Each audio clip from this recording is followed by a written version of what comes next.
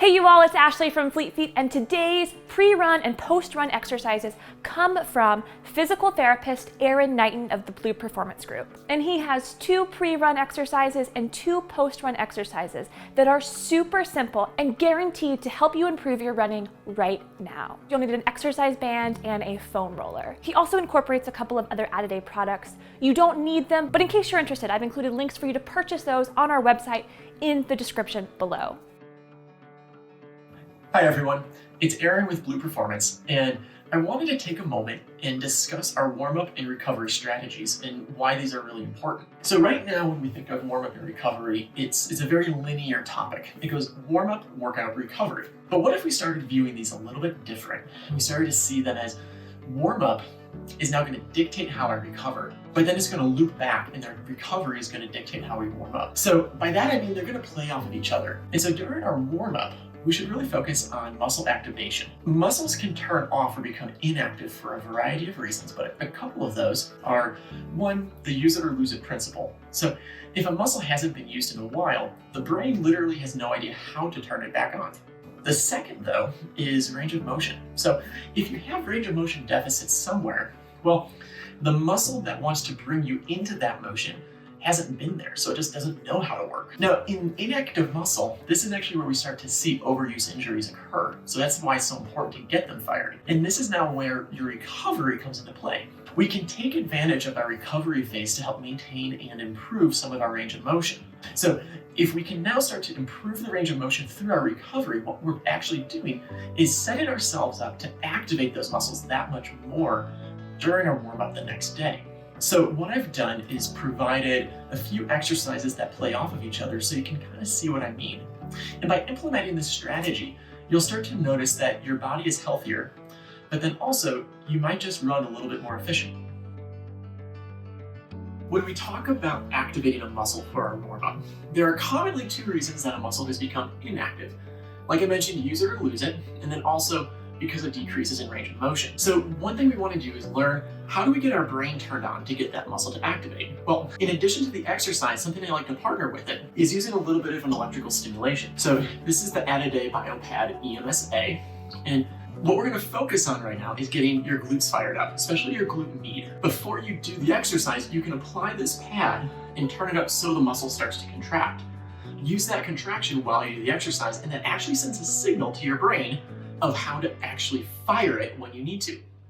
So the exercise we're going to do is a little bit more task specific, meaning we're going to take running and we're going to turn it on its side. So your body has some of the same stresses. Now it's a variation on the side plank.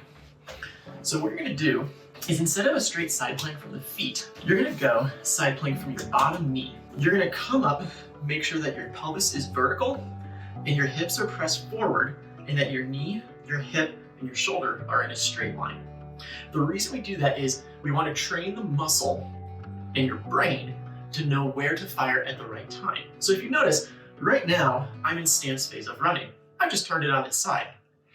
The top leg here is now going to swing forward and back. And so when I'm swinging this, I'm making sure that my hips stay pressed forward, so my glutes are keeping this forward, and also keeping this hip up and level so that that glute med is fired.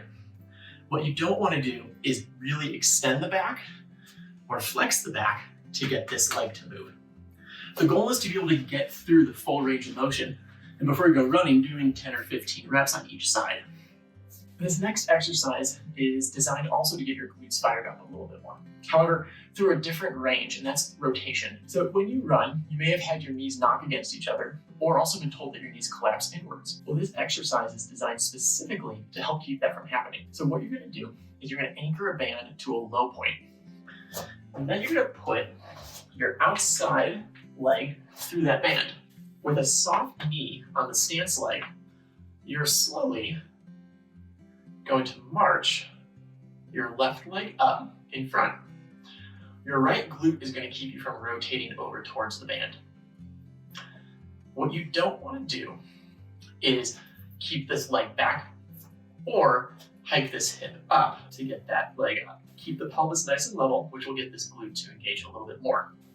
Focus on trying to do 10 to 15 reps on both legs prior to a run. So when you're done with your run, it's a great time to work on improving your range of motion by taking advantage of the blood that's flowing through your muscles. So where we're going to focus is actually on the hip flexors. A little known fact is that if the hip flexors stay tight, it actually shuts down the glute muscle. So you've probably seen people come into this position and lunge forward to get a nice big stretch here. Well, if we don't stabilize the pelvis, a lot of that stretch actually comes from your lower back. So what I like to do is, before going into the stretch, engage the core and engage the glutes to start to tuck that pelvis underneath. Now, if you go into the stretch, the pelvis is stable and you're going to get a true stretch on the hip flexors. The addition of the added biosync to muscles like the tensor fascia or the rectus femoris will help to improve the impact of the stretch. You only need to do about 30 seconds to a minute to start to see improvements.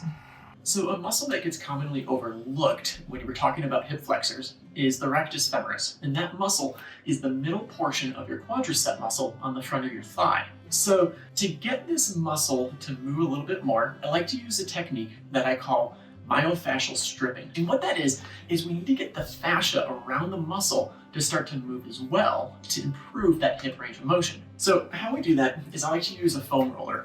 So what we're going to do is lay on your stomach, and we're going to put that foam roller under the front of your thigh. So you're going to go up and down that middle portion of your quad until you find a tender spot. And when you're there, I want you to stay there. And in this position, you're going to start by doing a hamstring curl. So we've now pinned the muscle, but we're now making it move over those little ridges that are in the foam roller.